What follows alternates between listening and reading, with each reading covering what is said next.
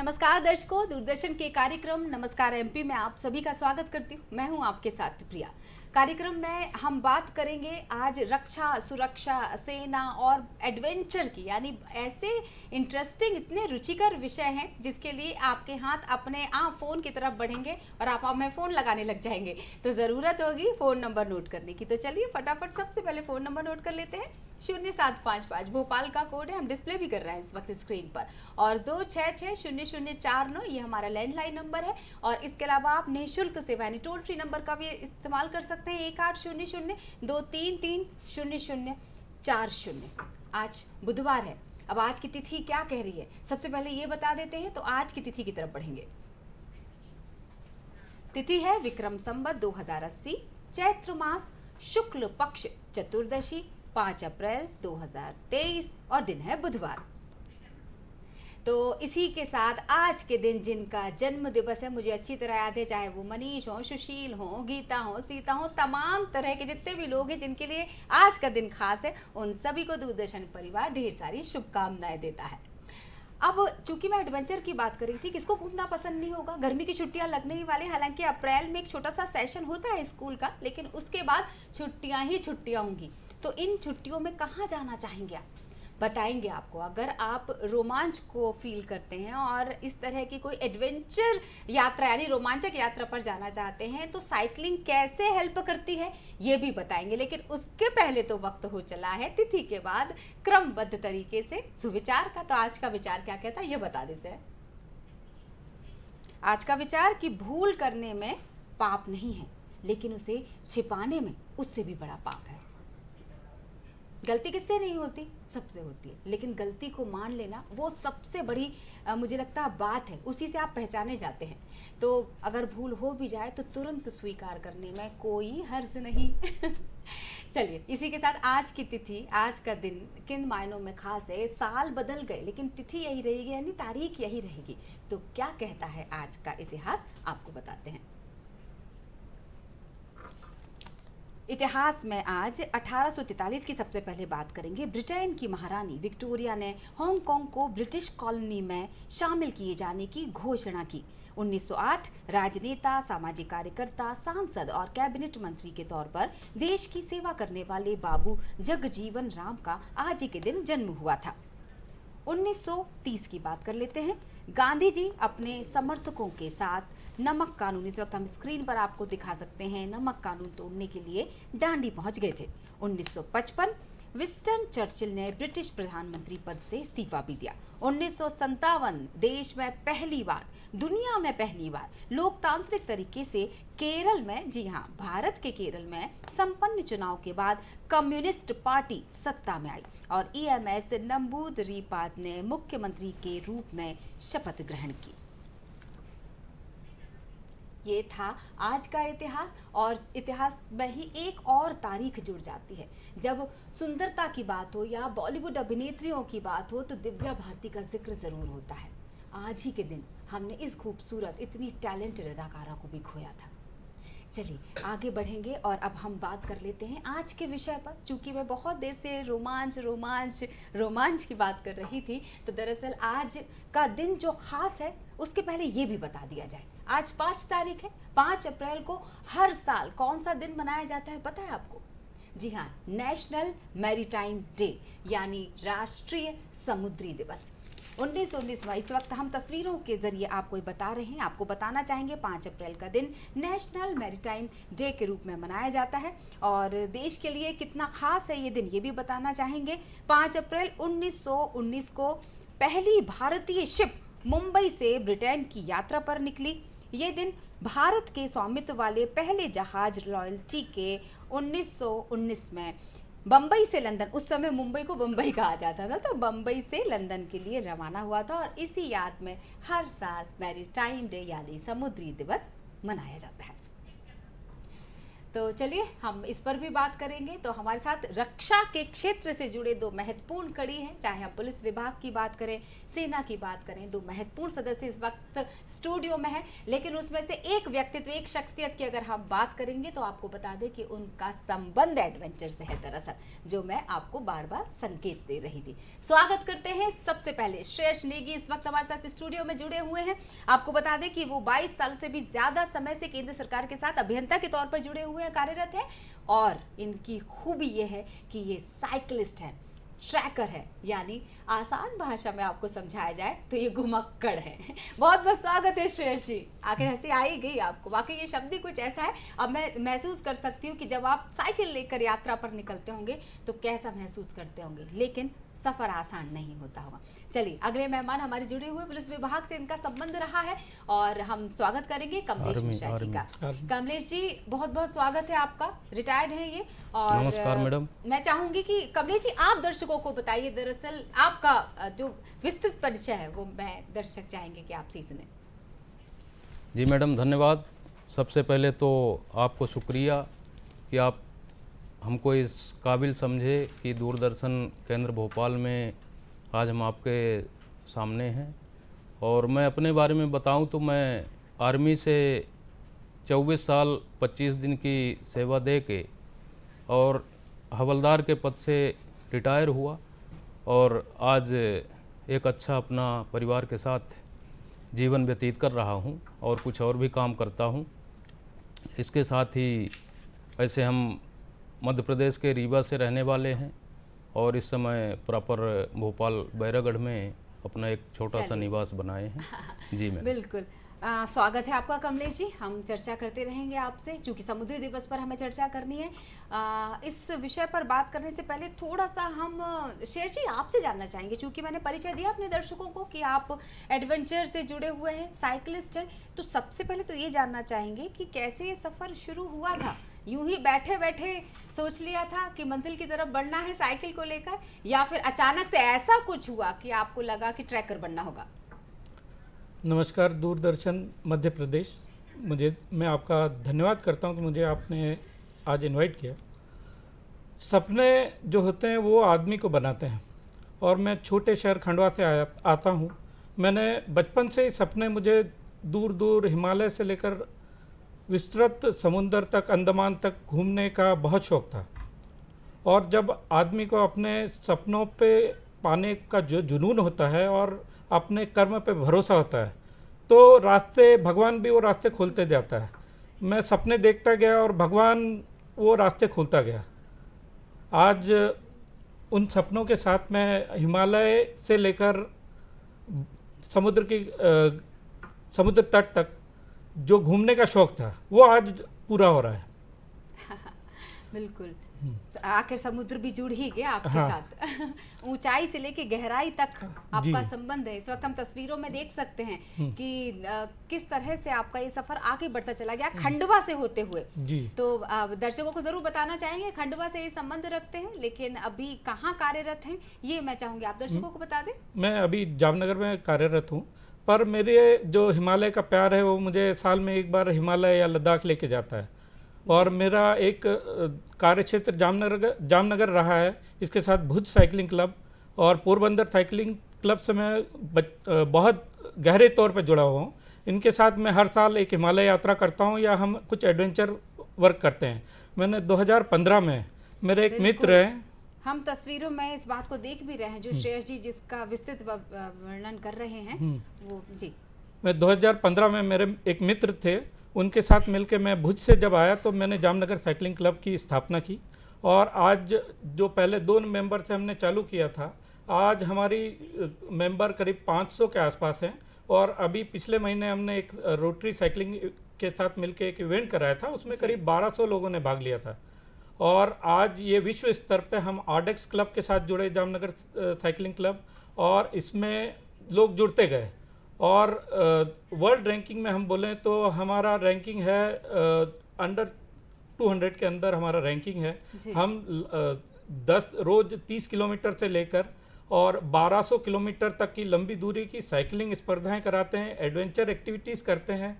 और हम लद्दाख की ऊंचाइयों से लेकर समुद्र के बीचों बीच पिरोटन टापू है, नरारा आइलैंड है, इन जगहों पे घूमने जाते हैं। और हम चाहते हैं कि हर आदमी जुड़े, और ना सिर्फ जुड़े, साइकिलिंग एक ऐसा हमारा टूल है जिससे हम ना सिर्फ पेट्रोल बचा सकते हैं और हम इसके साथ अपनी हेल्थ भी बढ़ा सकते हैं, क्योंकि WHO के हिसाब से हर आदमी ने दिन में 1 घंटा साइकिलिंग या कोई भी वर्कआउट करनी है। और भोपाल जैसी जगह या कोई भी छोटी जगह है उसमें आदमी 20 से 25 मिनट में आराम से पहुंच सकता है। बिल्कुल सही। और आदमी अगर मोटरसाइकिल छोड़ के केवल आना जाना भी करे तो ना सिर्फ पेट्रोल बचाएगा बल्कि वो अपनी हेल्थ पे भी बहुत बिल्कुल फायदा होगा उसको। बिल्कुल सही बात है। ये मैं आपसे और जानती रहूंगी, क्योंकि मैंने अभी दर्शकों को बताया कि ऊंचाई से लेकर गहराई तक इनका संबंध है, तो वो मैंने किस संदर्भ में ये बात कही थी वो आपको बताऊंगी। लेकिन कमलेश जी, मैं आपसे सवाल करना चाहूंगी, क्योंकि हम समुद्री दिवस विशेष पर चर्चा कर रहे हैं इस वक्त, तो क्या आपको लगता है, मतलब तकरीबन 12 बंदरगाहों से घिरे हुए हैं? जी मैडम जी। ये आज खासकर समुद्री दिवस के उपलक्ष्य पर देशवासियों को हमारे तरफ से हार्दिक शुभकामनाएं। और जैसे कि आज ये दिवस क्यों मनाया जाता है, इसका सबसे बड़ा कारण ये है कि चूँकि हम अपने इस भाग दौड़ के जीवन में बिजी रहते हैं, ये हम भूल जाते हैं कि समुद्र भी हमारा एक बहुत अहम पार्ट है, जिससे हमारे देश की सुरक्षा सबसे अहमियत रखती है। और जिस तरह से आज आप सब देख रहे हैं कि जो हमारे पड़ोसी मुल्क हैं काफ़ी हमारे ऊपर नज़र गड़ाए हुए हैं, तो समुद्री सुरक्षा हमारे लिए बहुत अहम चीज़ है। इसी को हम आगे बढ़ाने के लिए कि हम याद करें कि समुद्र भी हमारे लिए एक बहुत बड़ी चीज़ है और उसको सुरक्षित रखें, उसमें अपने जो पहरेदारी है उसको बढ़ाएं। बिल्कुल। कमलेश जी, चूंकि ये लाइव प्रोग्राम है, हमारे साथ एक कॉलर जुड़ चुके हैं इस वक्त, दमोह से महेंद्र जी, स्वागत करते हैं आपका और सवाल रखिएगा। किससे करना चाहेंगे सवाल? देश की समुद्री सीमाएं हैं, उस समुद्र में ऐसी कौन कौन सी विविधताएं हैं कि जो ग्रामीण क्षेत्र की महिलाएं जो लोग हैं वो जानते नहीं हैं? जी, थोड़ा सा उस पर प्रकाश डालें। बिल्कुल, धन्यवाद महेंद्र जी। मुझे लगता है कमलेश जी हम कंटिन्यू करते हैं इस सवाल के जवाब के साथ आपके साथ। जी जी कमलेश जी जवाब दीजिएगा। जी, तो ऐसे ग्रामीण क्षेत्र के लोग तो लगभग समुद्र के बारे में बहुत कम जानकारी रखते हैं। जो पढ़े लिखे हैं वो लोगों ने थोड़ा जानकारी लिया है, लेकिन जैसे हमारा एक अंडमान निकोबार है जी। अंडमान निकोबार के बारे में देश के बहुत सारे लोग नाम सुने हैं, लेकिन एक्चुअली उसकी हकीकत क्या है उन लोगों को पता नहीं है। अंडमान निकोबार एक ऐसी जगह है जो चारों तरफ से समुद्र से घिरा हुआ एक टापू है जी। जिसको अंग्रेज़ों के ज़माने में काला पानी के नाम से जाना जाता था। वहाँ पर अंग्रेज़ों ने एक जेल का निर्माण किया था और जो भारतीय होते थे और उनको ऐसा लगता था कि ये यहाँ हमारे खिलाफ कुछ कर रहे हैं, तो उनको वो लोग ले जाके वहाँ छोड़ देते थे। क्योंकि चारों तरफ से घिरा होने की वजह से लोग वहाँ से वापस नहीं आ पाते थे और अपना जीवन अंत वहाँ कर देते थे। तो ये सबसे मेन महत्वपूर्ण चीज़ है। इसके बाद आज जब से देश आज़ाद हुआ है तो भारत सरकार ने काफ़ी समुद्र के ऊपर अपना वर्क किया है।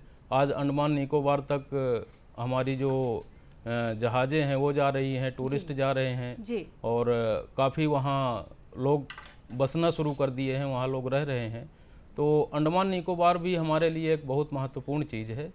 जी जी मैडम, बिल्कुल, राष्ट्रीय अर्थव्यवस्था में सहयोग को भी दर्शाता है ये दिन। बिल्कुल बिल्कुल। तो जिस तरह से हम इस पर भी चर्चा करते जाएंगे, थोड़ा सा साइकिलिंग पर भी हम चर्चा कर रहे हैं। आपने क्लब के बारे में बताया। श्रेयस जी, कितना कठिन होता है, मतलब यूं सोच लेना कि हम भी साइकिलिस्ट बन सकते हैं और उस चीज़ को जब यथार्थ में उतारना, सच्चाई की तरफ जब हम लेकर जाएं, तो किस तरह की चुनौतियां देखने को मिली सबसे ज़्यादा आपको, और जो सोचा था क्या वैसा ही पाया है आपने? जी, साइकिलिंग के लिए हर किसी में ललक होती है। जैसे भी कई बार आदमी जो बच्चे और जो युवा वर्ग है ये तो चला लेते हैं, पर काम नौकरी धंधे में लगने के बाद जो सेकेंड इनिंग की साइकिलिंग होती है ना, वो बड़ी डिफिकल्ट होती है, क्योंकि आप उस समय हेल्थ आपका पूरा तैयार नहीं होते उस चीज़ के लिए। और साइकिलिंग में क्या होता है कि जब आप बहुत दिनों के बाद साइकिलिंग करते हैं तो सबसे डिफिकल्ट टाइम, आप 1000 किलोमीटर भी जाएंगे ना, हाँ। तो वो 1000 किलोमीटर 900 से 1000 किलोमीटर डिफिकल्ट नहीं होगा। पहले 10 मिनट से 15 मिनट वो बहुत डिफिकल्ट होते हैं हर किसी के लिए। अच्छा। तो जिसने भी किसी भी साइकिलिंग करते हैं, और मैं यही बोलूँगा कि अगर आप नए हैं साइकिलिंग के लिए तो आप पहले 15 मिनट और आधे घंटे साइकिलिंग में जो थकान होती है उसको भूल जाइए। और वो होने के बाद, क्योंकि तब तक आप तैयार नहीं होते हैं, जब आप वो आधे घंटे साइकिलिंग वार्म अप कर लेते हैं तो उसके बाद आप किलोमीटर से किलोमीटर आप ऐसे ही जा सकते हैं। मैं 600 किलोमीटर तक कंटिन्यूस गया हूँ 40 घंटे के अंदर, पर मुझे वो थकान नहीं लगी जो पहले आधे घंटे में लगी थी, क्योंकि मन जो होता है वो आपका मजबूत होना चाहिए, और मन के जीते जीते मन के हारे हार। तो आप अपने मन को मजबूत करके चलते रहते हैं तो कोई दिक्कत नहीं होती। जी बिल्कुल सही कहा आपने। जिस बहुत कठिनाइयाँ होती हैं, ये हम इसको आसान कैसे समझ सकते हैं कि जब हम शुरुआत में साइकिलिंग की प्रैक्टिस करते हैं, अगर हम फिटनेस के तौर पर इसको जोड़े, श्रेयस जी आप थोड़ा सा दुरुस्त कीजिएगा जानकारी को, तो उस समय पहले तो हाँफने लगते हैं, थकान होने लगती है, लेकिन जैसे जैसे ये प्रैक्टिस बढ़ती चली जाती है तो किलोमीटर अपने आप बढ़ते चले जाते हैं। लेकिन रास्ता सुगम हो ये जरूरी नहीं, दुर्गम रास्तों पर साइकिलिंग की जानी ये एक बहुत बड़ी चुनौती होती, खास तौर से तब जब ऊंचाई की तरफ जाते हैं जहां सांस लेना दूभर हो जाता है। उस ऑक्सीजन कम होने के साथ साथ साइकिलिंग को जारी रखना, मैं ये एक अनुभव भी आप शेयर कीजिए उस ऊंचाई के साथ जहां सांसें कम हो रही थी लेकिन पहिए लगातार चल रहे थे। इस बारे में कहूँगा, मनाली लेह जो रोड है वो खारदुंगला तक जाता है, जो खारदुंगला दुनिया का सबसे ऊंचा रोड है, सबसे ऊंचा पास है।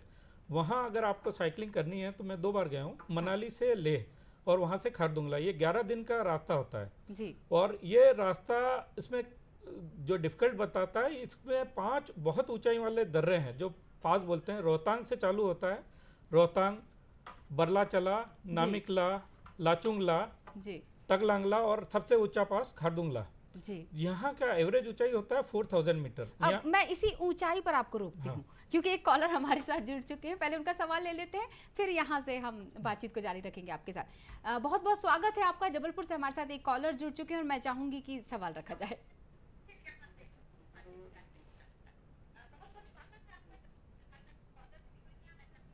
विपिन जी, क्या आप हमें, मैं ये जानना चाहता हूँ भाई साहब आपसे जी, कि ये आम जन को, लोगों को साइकिल चलाने से क्या क्या लाभ मिलते हैं, इसमें पर्यावरण को कितना लाभ मिलता है, क्योंकि पर्यावरण को स्वच्छ और साफ रखना तो बहुत आवश्यक है।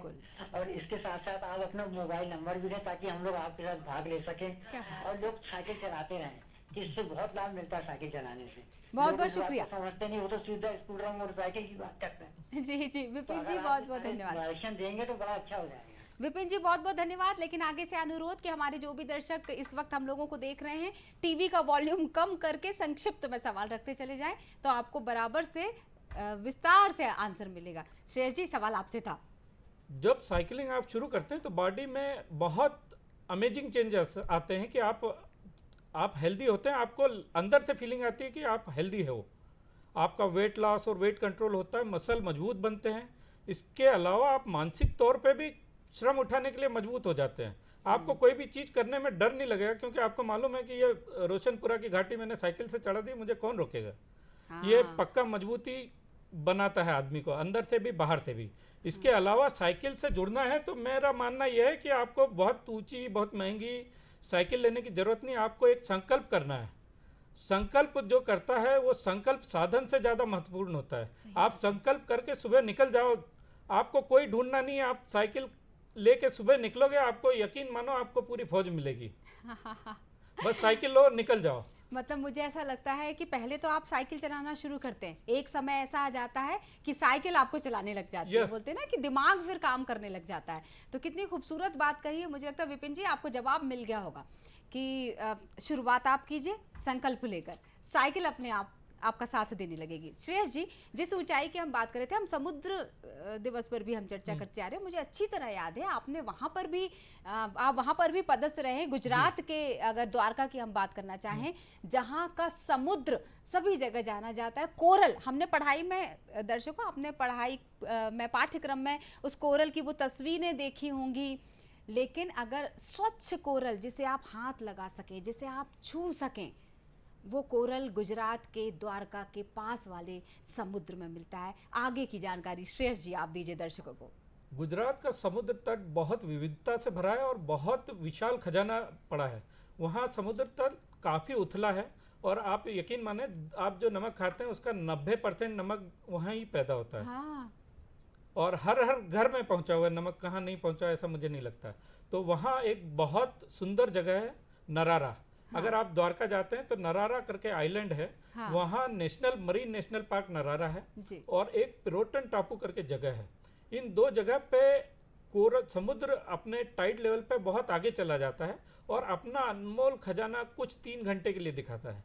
वहाँ आप देखेंगे तो वहाँ हजारों तरह के कोरल वॉक, उस पर आप चल के जा सकते हैं, आप अपनी आंखों से देख सकते हैं। पफर फिश देख सकते हैं, ऑक्टोपस होता है, आप उसे छू सकते हैं। और बात है। दुनिया अनूठे तरह के केकड़े, बहुत जैव विविधता हम बता नहीं सकते। ऐसे कोरल होते हैं जैसे वो आपको टच किया वो छुप जाते हैं वापस जाके रेत में। और इतनी विशाल जीव सृष्टि आप खुली आंखों से नहीं देख सकते। आपको ये दुनिया में दूसरी जगह कहीं देखना होगा तो आपको समुंदर में 20 से 25 मीटर अंदर जाके आपको देखना पड़ेगा। और नरारा और पिरोटन टापू ये वो जगह है जहाँ आप चल के जा सकते हैं। बिल्कुल।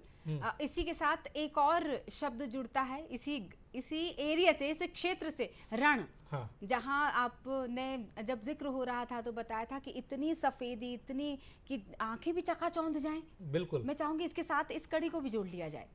रण जो है एक बीच है जहाँ समुंदर का पानी जब पीछे जाता है तो अपने पीछे नमक छोड़ जाता है। हाँ। और नमक वो भी प्योर नमक, वाइट। हाँ। वो हीरे होते हैं। जब सूर्य की रोशनी पड़ती है तो वो इतने क्रिस्टल बड़े होते जाते हैं और इतना पूरा आपको ऐसा आंखों से फीलिंग आता है कि हीरे से भरे हुए समुद्र पे या हीरे से भरे हुए चांद पे पहुंच गए। आपको दुनिया वो धरती जैसी नहीं लगती। आप देखो तो किलोमीटर तक, जहां तक आपका नजर जाती है वहां तक हीरे जगमगाते हुए हीरे होते हैं और आप उससे आंख नहीं मिला सकते। ये अद्भुत अनुभव है, ये किसी कैमरे में कैद नहीं किया जा सकता। इससे आप रात में चंद्रमा की रोशनी में जाएं तो वो हीरे अलग ही उनकी रोशनी होती है जी। और इसके बीच में हमारे देश की सरहद वहाँ पड़ती है, पाकिस्तान बॉर्डर। वहाँ एक नया रोड बना है जो धोलावीरा करके, जो हड़प्पा संस्कृति के लिए जाना जाता है, वहाँ से रण से धोलावीरा तक का रोड बना है जो बिल्कुल रण के बीचों बीच से जाता है। आप दोनों तरफ देखेंगे तो पूरा चमचमाता वो सफ़ेद धरती 100 किलोमीटर की और एक रोड, वो विश्व में और कहीं नहीं है। क्या बात है। आप बताते चले जा रहे थे और 2 मिनट के लिए ऐसा लग रहा था कि आंखों के सामने वही तस्वीर, वही सफेदी। क्या कहेंगे कमलेश जी? बिल्कुल बिल्कुल मैडम, ऐसा ही दृश्य क्या आपने भी इस समुद्री के अनुभव हुए हैं आपके पास कुछ? क्योंकि अगर मैं थीम की बात करूं तो कार्यस्थल पर होने वाली दुर्घटनाओं को रोकना, ये थीम है इस बार की समुद्री दिवस की। जी मैडम। जी कमलेश जी। तो एक्चुअली मैडम समुद्र एरिया में तो हमने कभी सर्विस नहीं किया। हाँ। जम्मू कश्मीर से लेके और आपका नॉर्थ ईस्ट, इस एरिया में हमने ज़्यादा नौकरी किया। हाँ। लेकिन समुद्र के बारे में अहमियत आपको भी पता है, दर्शकों को भी पता है कि समुद्र आज जिस तरह से आप देख रहे हैं कि चाइना की बढ़ती हुई उसमें सरगर्मी और साथ में अमेरिका, तो सुरक्षा के हिसाब से हमारा जो समुद्र है बहुत अहमियत रखता है। दूसरा, हमारे व्यापार के लिए, जैसे कि आप सबको पता है कि व्यापार, आज हमारे देश का व्यापार सबसे ज़्यादा समुद्र मार्ग से हो रहा है। तो अगर हमारे देश को आगे बढ़ना है, इकोनॉमी जनरेट करना है, तो हमको समुद्र मार्ग को प्रशस्त करना पड़ेगा। और जो आज हमारे प्रधानमंत्री श्रीमान नरेंद्र मोदी जी हैं, काफ़ी इसके ऊपर ध्यान दे रहे हैं, काफ़ी खर्चा कर रहे हैं और आने वाले भविष्य में हम एक टॉप में पहुंच जाएंगे, ये आशा है। बिल्कुल। और समुद्र मार्ग हमारा बहुत अच्छा परफॉर्मेंस करेगा। और रही बात सुरक्षा की, तो सुरक्षा के बारे में आज हमको अपग्रेड होने की ज़रूरत है। जो हमारी सबमरीन हैं इनको हम अपग्रेड करें और जी हाँ इसके बाद नई टेक्नोलॉजी आज दुनिया देख रही है कि जो आज टेक्नोलॉजी में आगे है वही आज सबसे आगे है। अमेरिका की बात करें, चाइना की बात करें, रसिया की बात करें, जी। तो टेक्नोलॉजी जिसकी आज आगे है वो पुराना टाइम चला गया जब हम लोग बंदूक से लड़ाई लड़ते थे। आज टाइम आ गया है, तरह तरह की नई नई चीज़ें, नए नए तरीके, आज आदमी की ज़रूरत नहीं है, रोबोट काम कर रहे हैं। पनडुब्बियां महत्वपूर्ण रोल अदा करती हैं। पनडुब्बियां महत्वपूर्ण रोल अदा कर रही हैं। तो टेक्नोलॉजी के ऊपर सबसे मेन ध्यान रखना है और देश को आगे बढ़ाना है। जी मैम। बिल्कुल। श्रेयस जी, कुछ नेवी वाले एक्सपीरियंस भी मैं आपसे पूछती चली जाऊंगी, समुद्र से जुड़े हुए अनुभव मैं आपसे पूछती जाऊंगी, लेकिन उन तस्वीरों को ज़रूर मैं दिखा देती हूँ एक बार दर्शकों को, क्योंकि हम जिक्र कर रहे थे नरारा की, तो मुझे लगता है क्या हम इसी की बात कर रहे थे? आप थोड़ा एक्सप्लेन करते जाइए इन तस्वीरों को। ये झींगा है जी, ये हाँ जी। कोरल है जी, पाइनएप्पल शेप का कोरल होता है हाँ जी। बता दी जाइए, ये कितना ऑक्टोपस खूबसूरत है। तस्वीर है ये सब। आपका अनुभव क्या ये हाँ, तस्वीर ये है? मैं नरारा में ये मैंने खुद अनुभव किया है। वहाँ ऑक्टोपस घूमते रहते हैं, आप पकड़ सकते हैं उनको। जी। ये पफर फिश है। जी। ये फिश बहुत जहरीली होती है, पर इसकी एक विशेषता ये है कि ये आप इसमें इसे पकड़े ना तो ये अपने आप को फुला लेती है, ये हवा का गुब्बारा बन जाता है, इसमें कांटे होते हैं और ये आप इसको पकड़ो तो वो एकदम फूल जाएगी और फिर जब आप इसको छोड़ो तो ये ऐसी फुटबॉल जैसी तैरती है। और इसे फिर हम जैसे छोड़ दें तो वो हवा छोड़ के ये भाग के निकल जाती है। वाह, काफी वैरायटी के क्रैब्स मिलते हैं। ये स्टार फिश है। स्टार फिश है ये। हाँ बिल्कुल। हाँ, इसके 2 टुकड़े भी कर दें तो भी ये जिंदा रहती है। ओह, कितनी विशेषताएं हैं समुद्र के अंदर, कितना ये समुद्र मंथन, जब समुद्र की बात होती है तो पौराणिक अगर हम कथाओं की बात करें तो समुद्र मंथन याद आ जाता है। वाकई अगर हम इस वास्तविक जीवन को देखें तो समुद्र के अंदर कितना कुछ छिपा हुआ है श्रेयस जी। जी, और ये खजाना हमें मतलब मैं ये मानता हूँ कि विश्व में नरारा ही ऐसी जगह है जहाँ आप खुले आंखों से देख सकते हैं। अदरवाइज जो डीप सी डाइविंग द्वारका या अंडमान या काफ़ी जगहों पे होती है वो हर आदमी के लिए, बड़ी उम्र के लोगों के लिए पॉसिबल नहीं होती।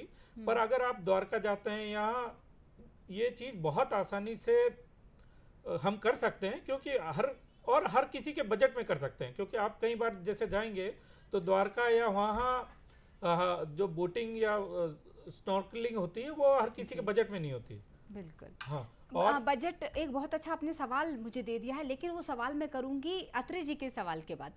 तो बहुत बहुत स्वागत है, भोपाल से हमारे साथ आर के अत्रे साहब जुड़े हुए हैं और मैं चाहूंगी सवाल रखें। मेरा सवाल है श्रेयस नेगी जी से। जी।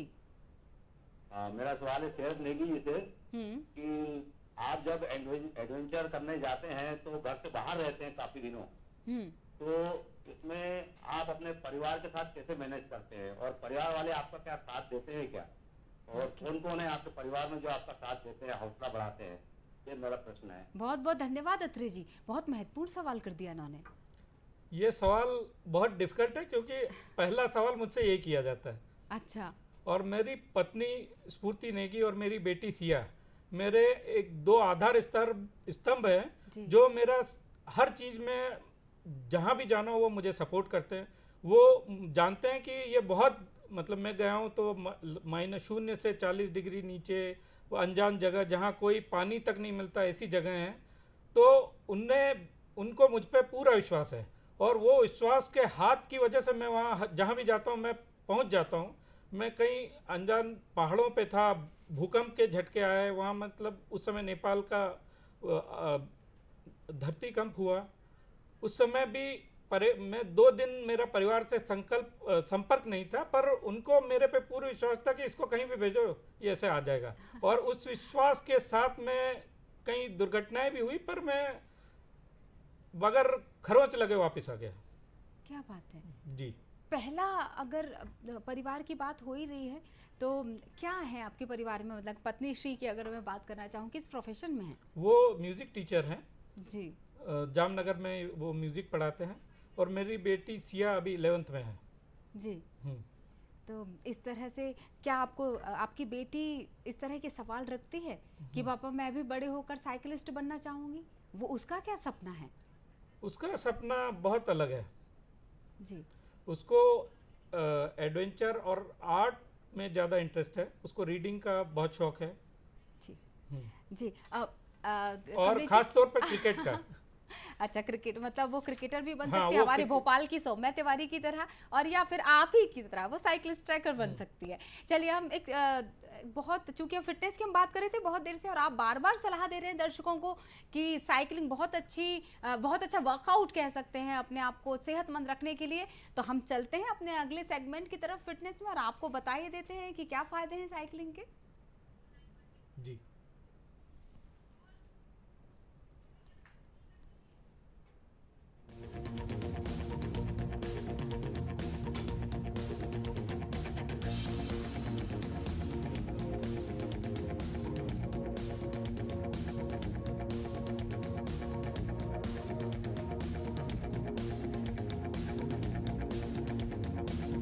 आइए बातचीत करते हैं कुछ लोगों से जो साइकिल की सैर का आनंद लेकर आए हैं और अपने आप को फिट रखने की जुगाड़ में हमेशा लगे रहते हैं।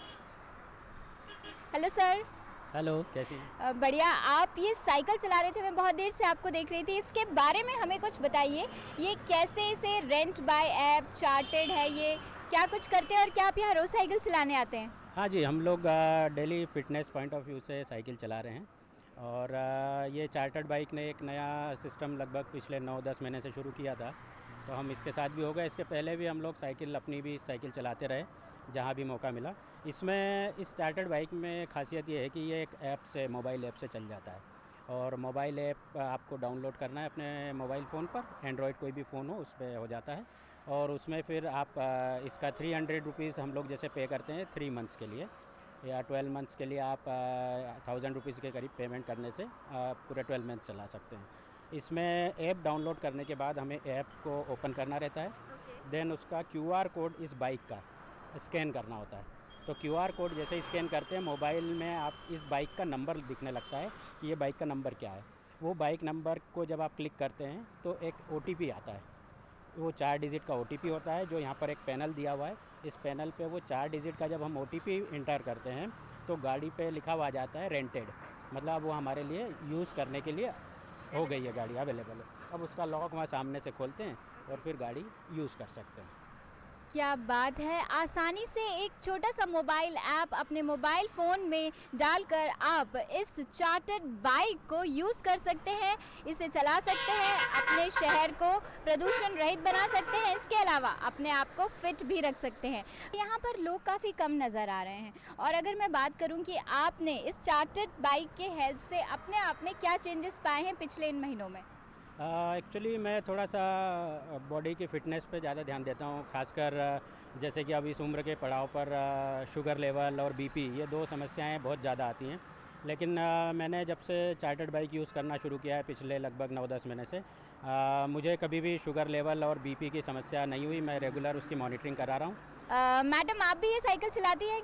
कब से चला रही हैं आप ये साइकिल? 9-10 मंथ से चला रही हूँ। 9-10 महीने से। तो आपने क्या फ़र्क महसूस किया है? कुछ वेट लॉस हुआ है या शरीर में कुछ एनर्जी? क्या आपको एनर्जी तो महसूस होती है सुबह मॉर्निंग में, आप साइकिलिंग चला लेते हैं तो उससे आपको लगता है कि आप दिन भर एनर्जेटिक रह गए हैं, और आपके नी प्रॉब्लम से थोड़ा आराम मिल जाता है। आप नॉर्मल रूप में तो वो एक्सरसाइज नहीं कर सकते, परंतु कम से कम साइकिलिंग के रूप में आप वो एक्सरसाइज डेली आप फिक्स हो जाता है कि आपको साइकिलिंग करना है, उससे आप नी को फिट रख सकते हैं। मैम, अगर बात करें बेनिफिट्स की, तो हेल्थ बेनिफिट्स क्या क्या हैं साइकिलिंग के? आप डेली एक्सरसाइज हो जाती है, इससे डेली वॉक करने निकलते हैं, रेगुलर एक पैटर्न बन जाता है आपका कि आप डेली आपको साइकिलिंग करना है तो आप चलाते रहेंगे। अच्छा, और मैं पूछना चाहती हूँ, आपको पुराने दिनों की याद भी आ गई क्या आपने? जी हाँ, बचपन में काफ़ी दिनों से साइकिल चलाई थी, वो बीच में ब्रेक हो गया था। कम से कम चार्टर्ड बाइक वालों ने साइकिल स्टार्ट करके ये तो कर दिया कि हम वापस अपने बचपन की ओर लौट सकते हैं।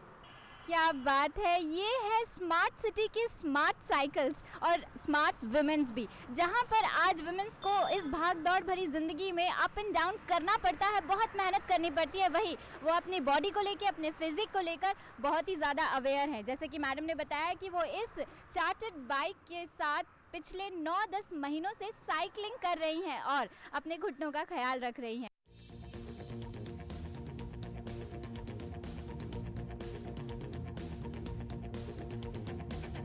मैम, बहुत अच्छा लगा आपको साइकिल चलाते हुए देखकर। आप वर्किंग हैं?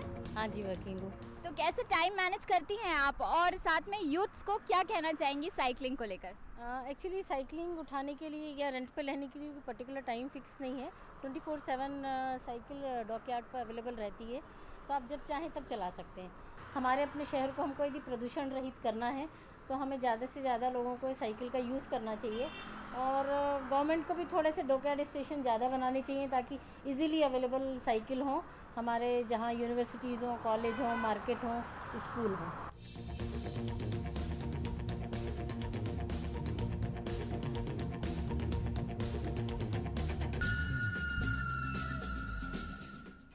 मेरी सहयोगी जब ये साइकिलिंग पर चर्चा कर रही थी महिलाओं के साथ, तो एक सवाल मेरा श्रेयस जी आपके लिए तैयार हो रहा था। क्या महिलाएं भी साइकिलिस्ट हो सकती हैं, ट्रैकर हो सकती हैं?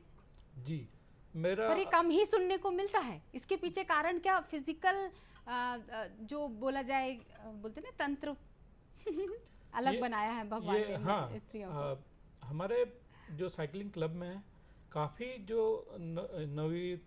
नवयुवतियाँ और महिलाएं हैं वो जो साइकिलिंग कर रही हैं, और कुछ जो हैं उन्होंने 600 किलोमीटर तक साइकिलिंग की है, और वो जो है हमारे जो समाज का कल्चर है उसके वजह से कई बार प्रॉब्लम्स होती हैं, पर मैं उनकी फैमिली को भी थैंक्स करता हूँ कि उन्होंने अपने पत्नी, अपनी मम्मी और उनको सपोर्ट किया कि वो साइकिलिंग, लॉन्ग डिस्टेंस साइकिलिंग अपनाया।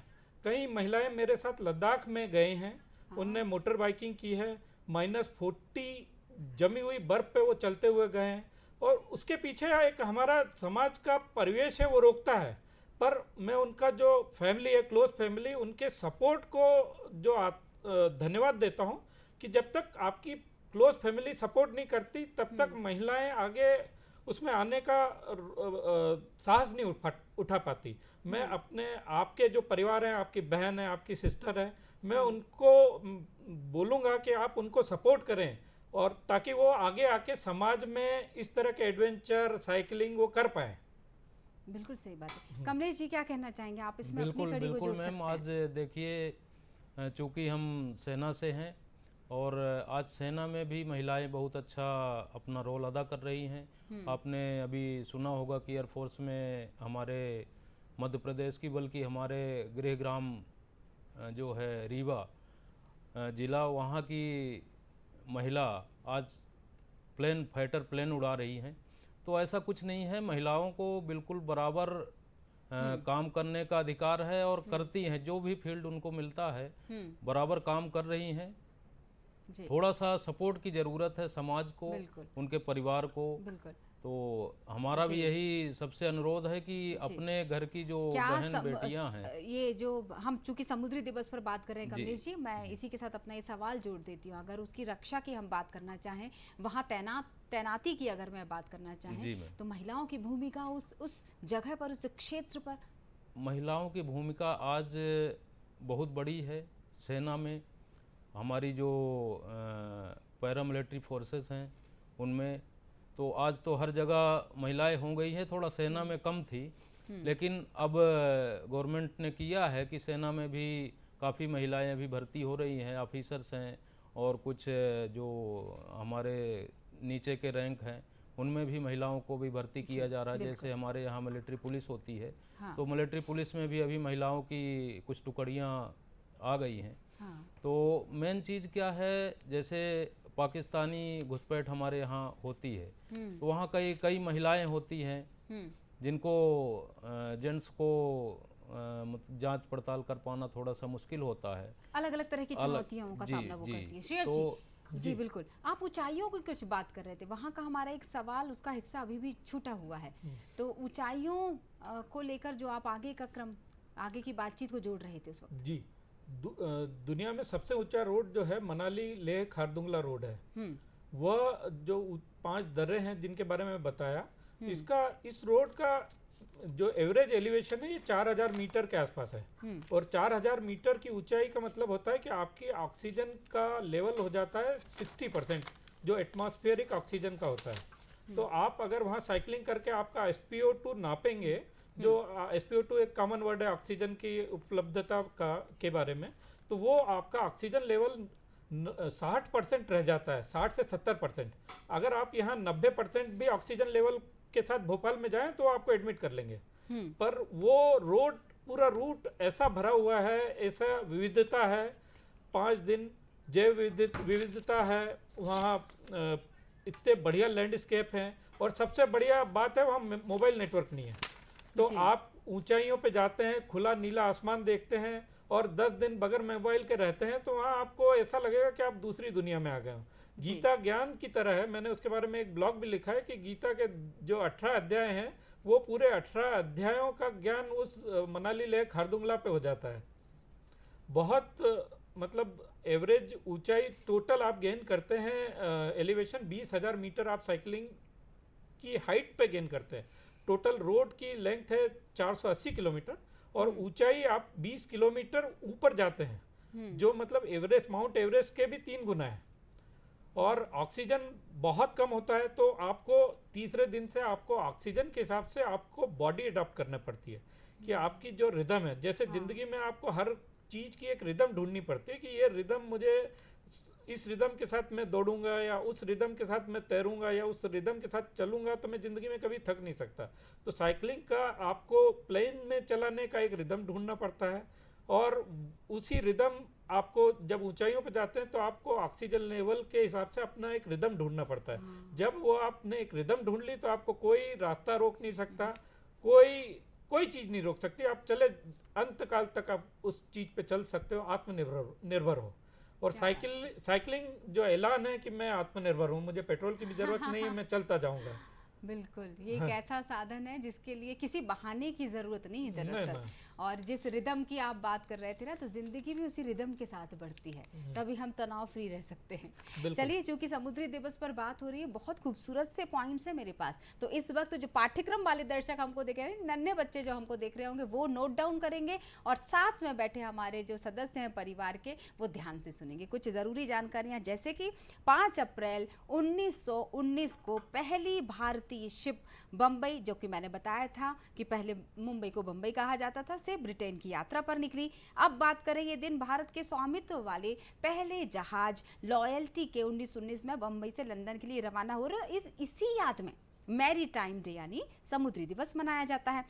करीब 6.5 लाख से भी ज़्यादा किलोग्राम कार्गो ट्रैफिक देश के प्रमुख बंदरगाहों से होता है। राष्ट्रीय समुद्री दिवस 5 महासागरों में व्यापार की सुविधा के माध्यम से समुद्री अर्थव्यवस्था का राष्ट्रीय अर्थव्यवस्था में सहयोग को भी दिखाता है। तो जाने से पहले मैं चाहूँगी कि अगर एक संक्षिप्त मैसेज की हम चर्चा करेंगे, समय धीरे धीरे आगे बढ़ता चला जा रहा है, तो अगर हम चर्चा करें और आगे बढ़ाते हुए क्या कहना चाहेंगे श्रेयस जी?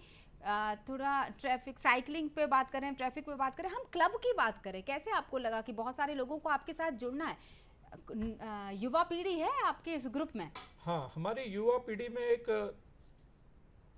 कुंज घड़िया करके हैं, वो मात्र 16 साल के हैं, धारित्री है, फिर और भी बहुत सारे बच्चे हैं जिनने 100 किलोमीटर किया है, देवांशी है, और काफ़ी महिलाएं हैं जिनने 600 किलोमीटर किया है, प्रफुल्ला बा हैं जी, भक्ति पेशकर हैं जिन्होंने 600 किलोमीटर किया है, और 10 साल के बच्चे से लेकर 80 साल के दादा हैं जिन्होंने आपके क्लब में, हाँ, और वो 20 किलोमीटर रनिंग करते हैं और 10 किलोमीटर साइकिलिंग आराम से कर लेते हैं 80 साल की उम्र में। बिल्कुल। श्रेयस जी, इस बहुत सारी बातें हैं जो आपसे करनी है, लेकिन कॉलर भी हमारे साथ जुड़ते चले जा रहे हैं क्योंकि उनकी भी क्यूरियोसिटी है। प्रतिभा चौरे इस वक्त हैं फोन लाइन पर, भोपाल से हैं वो हमारे साथ। स्वागत है प्रतिभा जी, सवाल रखिएगा।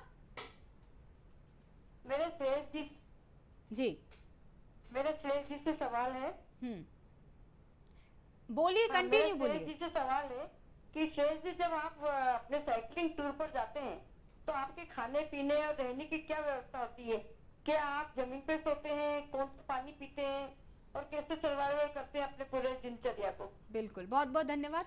सर्वाइवल पर बात उठी है सर। हाँ, मेरा ये मानना है साधन से संकल्प ज़्यादा महत्वपूर्ण है। बस अपनी धुन में लेकर आप निकल जाओ ना, रास्ते अपने आप मिल जाते हैं।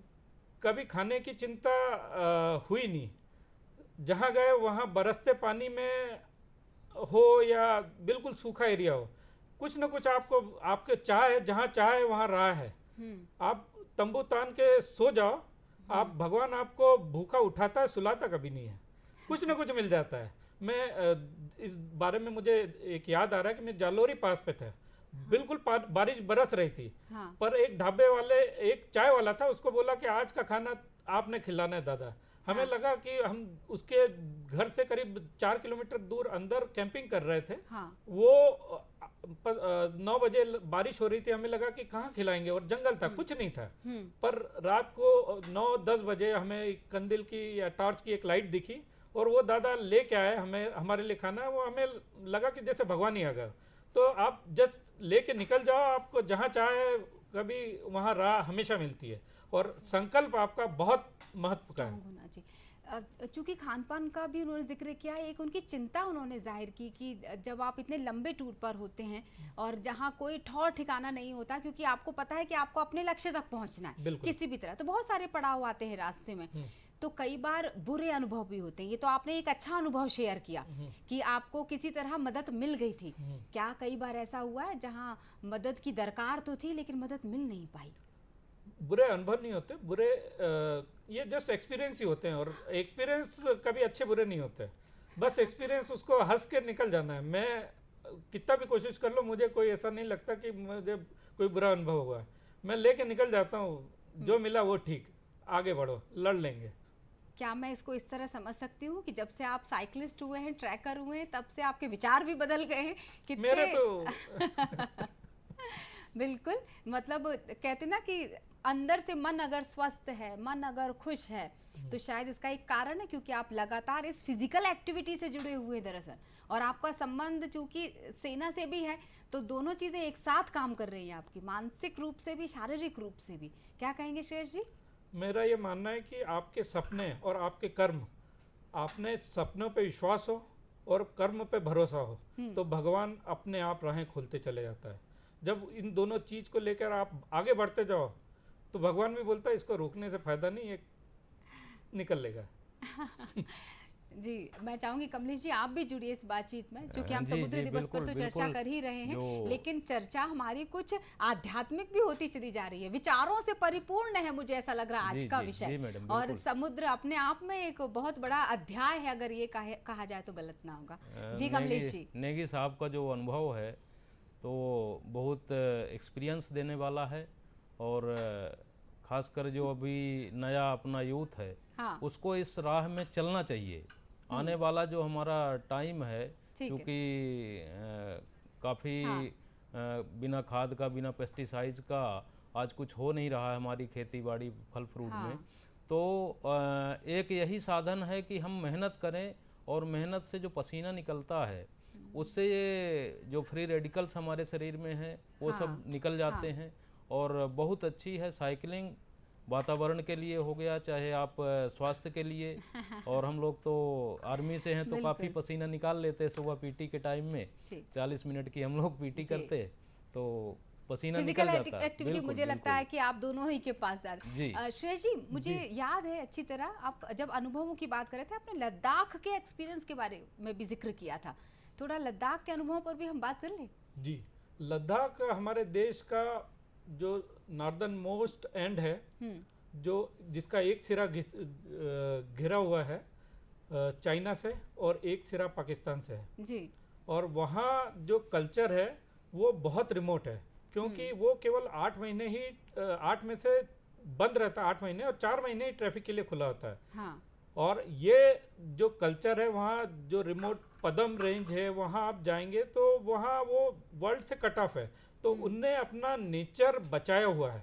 वहाँ जब लद्दाख में ठंड पड़ती है तो 40 डिग्री -40 डिग्री सेल्सियस पे लद्दाख की नदियां जम जाती हैं। उस हड्डी जमाने वाली ठंड में वहाँ जो पदम रेंज के लोग हैं वो केवल सत्तू खा के अपना दिन निकालते हैं और गाते बजाते रहते हैं। वो हर हाल में खुश रहता है। वो आप लद्दाख देखो तो वहाँ के लोग थोड़े में खुश रहते हैं। तो वो बहुत बड़ी चीज़ है सीखने के लिए। इसके अलावा मेरा ये मानना है कि जो लद्दाख है वहाँ सब कुछ है कि आपको एक बार जरूर जानना चाहिए। आप यहाँ पे बैठ के पेपर पढ़ के चाइना बॉर्डर के बारे में बात करते हैं, पर आप खुद जाके आप जब चाइना बॉर्डर जाओ और वहाँ देखो, जब आप दिखाओ चाइना को कि हम भी खड़े हैं भाई, इधर देखना नहीं। क्या बात है। हाँ, ये एक सैनिक के एटीट्यूड में आपने ये बात कह दी है। हाँ बिल्कुल, क्योंकि हम जब अपने घर में अपनी उपस्थिति दर्ज कराएगा तो चोर चकार यहाँ आएगा ही नहीं। बिल्कुल तो ये मानना है। इसलिए हमें विदेश घूमने के बजाय देश में इतनी जैव विविधता है, अंडमान से लेकर लद्दाख तक, वो आपको स्विट्जरलैंड में भी नहीं मिलेगी, कहीं नहीं मिलेगा। इतना खुला बढ़िया समुद्र तल है, इतना बढ़िया हरियाली है हिमाचल की, और लद्दाख अल्टीमेट है। लद्दाख में जी श्रेयस जी, एक बात पूछना चाह रही थी मैं इस एक्सपीरियंस के साथ साथ, जहाँ पर सुरक्षा की बात आती है, क्योंकि हम समुद्री सुरक्षा की भी बात करेंगे, तो समुद्र की सुरक्षा कैसे की जा सकती है? अगर समुद्री दिवस पर हम चर्चा कर रहे हैं तो ये एक सवाल भी उठता है दिमाग में। अगर मैं ग्रामीण क्षेत्रों के हमारे विशेष रूप से दर्शकों की बात करूं कि आखिर समुद्र की सुरक्षा कैसे हो सकती है, उसकी तो कोई सीमा ही नहीं है। हाँ, समुद्र की सुरक्षा सबसे महत्वपूर्ण पार्ट यह होता है कि वहाँ उस सुरक्षा के लिए जो लोकल लोगों का बहुत गहरा रोल होता है, क्योंकि बगैर समुद्र तल जो होता है बहुत अनएसेसेबल होता है। हाँ। जो क्रीक और खाड़ी होती है, हाँ। वो वहाँ पहुँचा नहीं जा सकता। तो जो भारतीय कोस्ट गार्ड है और जो गुजरात पुलिस वगैरह है, जो गुजरात के बारे में मैं जो जानकारी रखता है कोस्ट गार्ड है, इनने एक अभियान चलाया समुद्र सेतु, सुरक्षा सेतु। तो वहाँ मछुआरों को जोड़ के रखा है इनने, हर फिशिंग बोट को संचार उपकरण दिए हैं। इसके अलावा गांव वालों के साथ मिलके ये एक मैरीटाइम पेट्रोलिंग होती है कि भाई आप कोई घुसपैठिया ना आए। और इसके साथ मिलके अगर हम लोग जैसे पर्यावरण के साथ लेके यहाँ कोस्टल एरिया में हम घूमते हैं, तो अपने आप ही वहाँ गलत एक्टिविटीज अपने आप बंद हो जाएगी, क्योंकि ड्रग्स लैंडिंग वगैरह ये काफ़ी आज के टाइम में सुरक्षा का महत्वपूर्ण प्रॉब्लम है। तो जब अगर हम समुद्र तलों पे घूमने जाएं, हम अपनी एक्टिविटीज़ अच्छे कार्य के साथ हम समुद्र के नज़दीक जाएं और उस एरिया में अपनी हलचल बढ़ाएं, तो अपने आप ये गलत काम बंद हो जाएंगे। तो जागरूक सुरक्षा सेना से ज़्यादा हम नागरिकों का रोल है कि हम वहाँ जाएं और उस चीज़ों का अपने देश की सुरक्षा में अपना रोल और अपना योगदान दें। हम यही करते हैं कि साइकिलिंग से जाते हैं या ट्रैकिंग करते हैं, और हर रोज़ हम समुद्र किनारा या उन जगहों पे जाते हैं कि जहाँ ज़रूरत हो। जी बिल्कुल।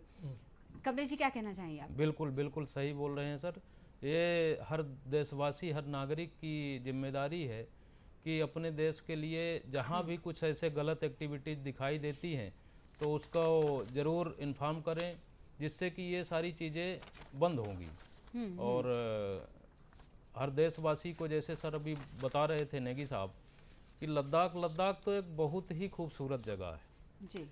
जो लोग विदेशों में घूमने के लिए जाते हैं तो अवश्य एक बार मौका निकालें और अपने लद्दाख को देख के आएं।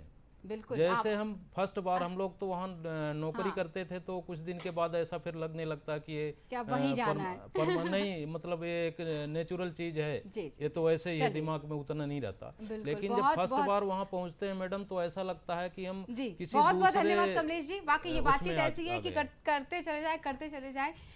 इतनी खूबसूरत जगह का आपने जिक्र कर दिया है। श्रेयस जी, जाने से पहले मैं आप धन्यवाद करना चाहूँगी। कमलेश मिश्रा जी हमारे साथ जुड़े हुए थे, और इसी के साथ हम श्रेयस जी हमारे साथ जुड़े हुए थे, तो विशेष धन्यवाद श्रेयस जी का, क्योंकि विशेष रूप से भोपाल में थे और वो उन्होंने दूरदर्शन परिवार के लिए समय निकाला। तो आप सभी को ढेर सारी शुभकामनाएं राष्ट्रीय समुद्री दिवस के लिए। फिलहाल मुझे दीजिए इजाजत। नमस्कार।